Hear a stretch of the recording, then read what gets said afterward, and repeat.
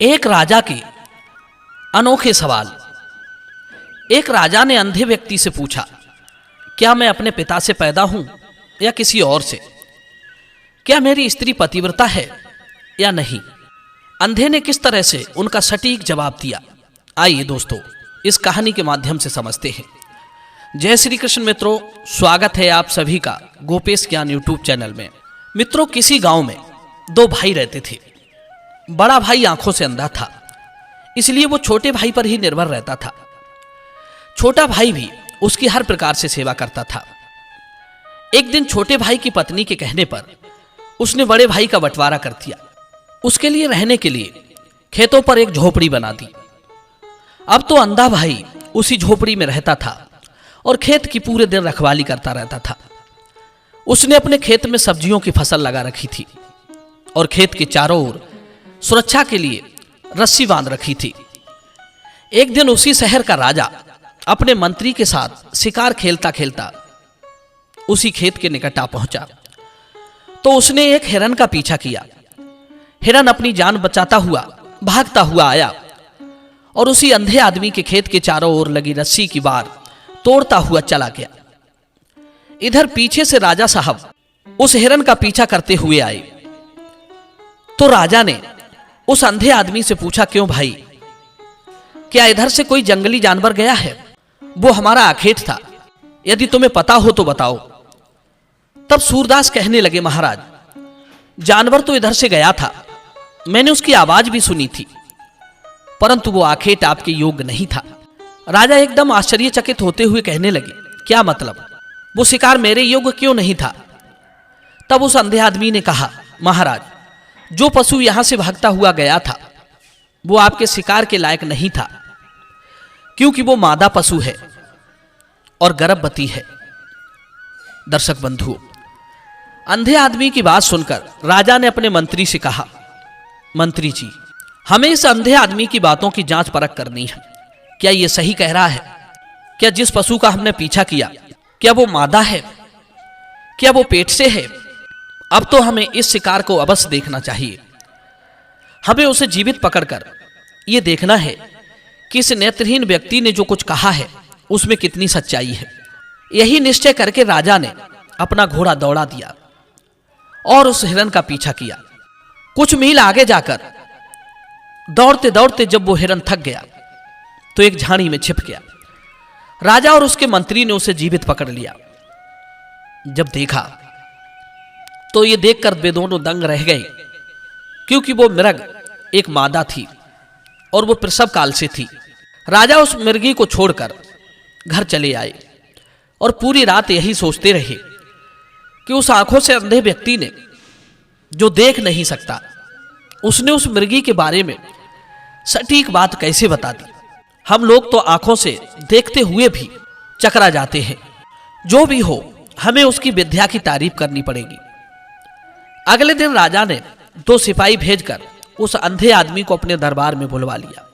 अब तो सूरदास बड़े चिंतित थे कि पता नहीं राजा ने हमें किस जुर्म में पकड़वा लिया, क्यों बुलवाया है, कौन सी सजा दी जाएगी, क्या हमने कोई गुनाह तो नहीं कर दिया? ऐसी हमसे क्या गलती बन गई? हमने ऐसा क्या अपराध कर दिया? वो अंधा आदमी बड़ा व्याकुल हो रहा था। उधर राजा ने उस अंधे आदमी को अपने बराबर में बैठाया और उससे एक बात पूछी कि हे सूरदास, आप हमें यह बताने का कष्ट करें कि आपने उस मृगी के बारे में एकदम सही सही बात कैसे बताई। आपने बताया कि वो पशु मादा है तो वो मादा निकली। आपने कहा कि वो गर्भवती है तो वो गर्भवती निकली। हमने जब जाकर देखा तो वो मृगी थी और प्रसव काल से थी। तब सूरदास कहने लगे, महाराज, मैंने इस बात को ऐसे जाना, यदि वो नर पशु होता तो मैंने जो खेत की रखवाली के लिए चारों ओर रस्सी बांध रखी है वो उसको छलांग लगाकर भी चला जाता, परंतु उसने ऐसा नहीं किया। वो उस बार को तोड़ते हुए खेत के बीचों बीच से निकलकर भागा। मैंने इसी बात से अंदाजा लगा लिया कि वो कोई मादा पशु है और गर्भवती है।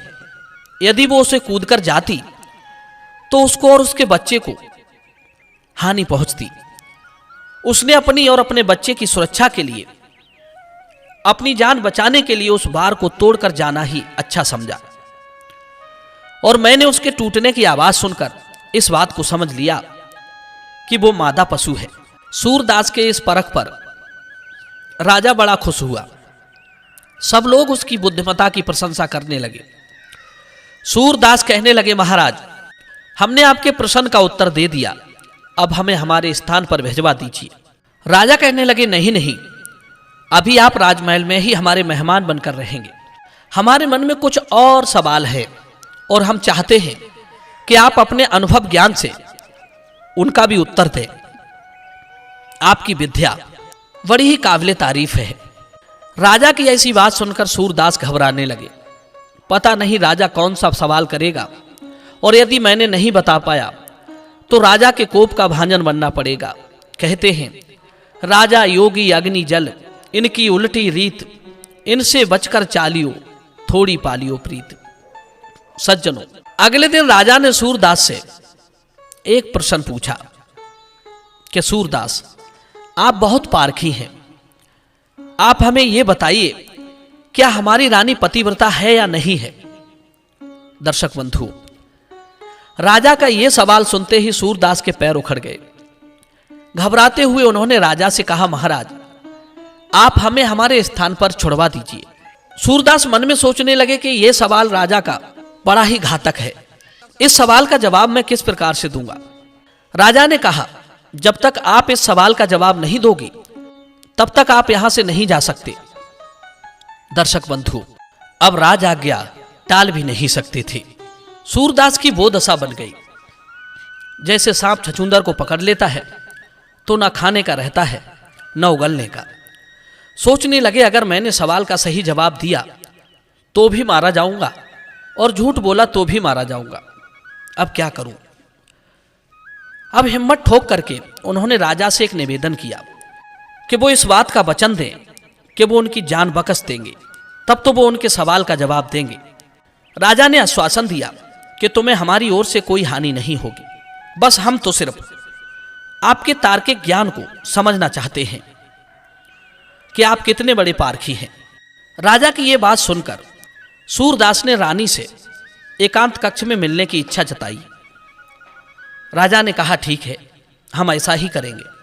अब तो मित्रों, राजा ने रानी को सूरदास के पास एकांत में भेज दिया। रानी जब सूरदास के पास पहुंची तो सूरदास ने रानी से अपनी एक उंगली पकड़ने के लिए कहा। रानी को इतनी सी बात पर इतना गुस्सा आ गया कि उन्होंने सूरदास को पकड़कर घसीट घसीट कर पीटा।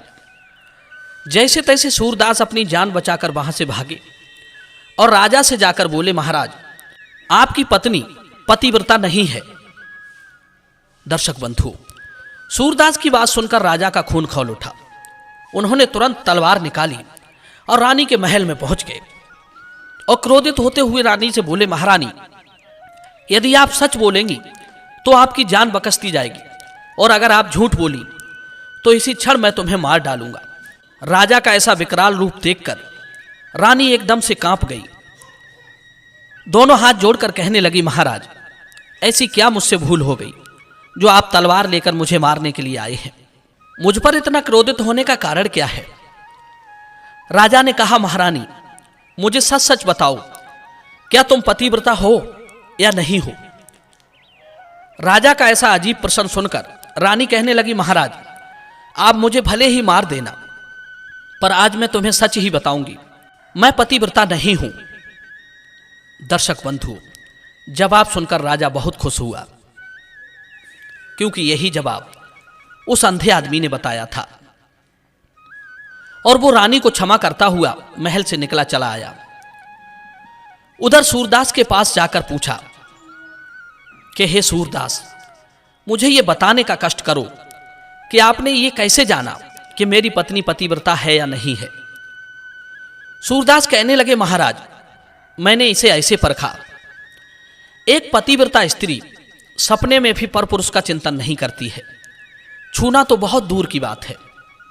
जब आपकी रानी मुझसे मिलने के लिए आई तो मैंने उनसे अपनी एक उंगली पकड़ने को कहा, पर उन्होंने उंगली की छोड़ो मेरे पूरे शरीर को पकड़ पकड़ कर, लात घूंसे मार मार कर, मुझे घसीट घसीट कर पीटा। इससे सिद्ध होता है कि आपकी पत्नी पतिव्रता नहीं है। दर्शक बंधुओं, सूरदास की बात सुनकर राजा का विश्वास उनके पारखी ज्ञान पर और बढ़ गया। अब तो सूरदास की और इज्जत होने लगी। राजा साहब उन्हें हर समय अपने बराबर में बैठाते थे।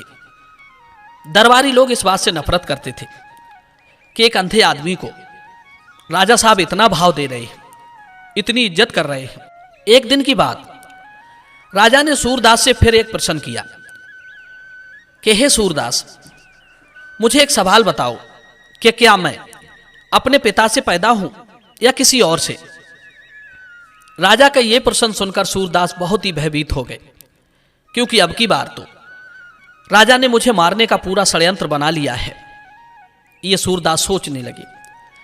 सूरदास ने फिर राजा से निवेदन किया कि महाराज, अगर अच्छा होता मेरे प्राण सुरक्षित रहें तो मैं आपके प्रश्न का उत्तर दूं। राजा ने आश्वासन दिया कि जाओ, तुम्हें मेरी ओर से कोई नुकसान नहीं होगा। तब सूरदास कहते हैं कि हे महाराज, आप अपने पिता से ही उत्पन्न हो, परंतु आपके ऊपर एक कंजूस सेठ की परछाई पड़ी हुई है। यह जवाब सुनकर राजा क्रोध में पागल हो गए और उन्होंने अपनी मां से जाकर पूछा कि हे मां, आज तुम मुझे सच सच बताना, यदि झूठ बोली तो या तो मैं तुम्हें मार डालूंगा या फिर मैं स्वयं मर जाऊंगा। राजा ने पूछा कि मुझे यह बताओ कि मैं अपने पिता से पैदा हूं या किसी और से? सवाल सुनकर मां व्याकुल हो उठी। घबराकर मां ने उत्तर दिया, पुत्र, तुम अपने पिता से ही उत्पन्न हो, परंतु तुम पर एक कंजूस सेठ की परछाई पड़ी हुई है। ऋतु स्नान के बाद जब मैं शीशा देख रही थी तो शीशे में मैंने उस कंजूस सेठ का मुख देख लिया जो सुबह सुबह हमारे घर पर आया था। मां के मुख से जवाब सुनकर राजा लौटकर सूरदास के पास चला गया और उनसे पूछा कि आपने बिल्कुल सही उत्तर दिया है, पर मैं ये जानना चाहता हूं कि आपने इस बात को कैसे जाना? तब सूरदास कहते हैं, महाराज, मैंने इसे ऐसे परखा कि अब तक मैं आपके कई सवालों के जवाब बिल्कुल सही दे चुका हूं। आपने मुझे एक भी फूटी कौड़ी इनाम में अब तक नहीं दी है। यदि आपकी जगह कोई और होता तो अब तक मुझे माला माल कर देता। इससे सिद्ध होता है कि आप पर एक कंजूस सेठ की परछाई पड़ी हुई है। अंधे आदमी का जवाब सुनकर राजा फिर से बड़ा प्रसन्न हुआ।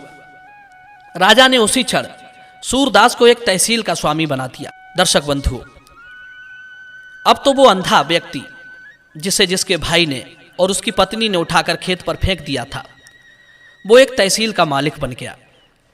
हजारों नौकर दास दासियां उसकी सेवा में लगे रहते थे। वो भाई और उसकी पत्नी भी अब तो उसकी खूब सेवा करते थे।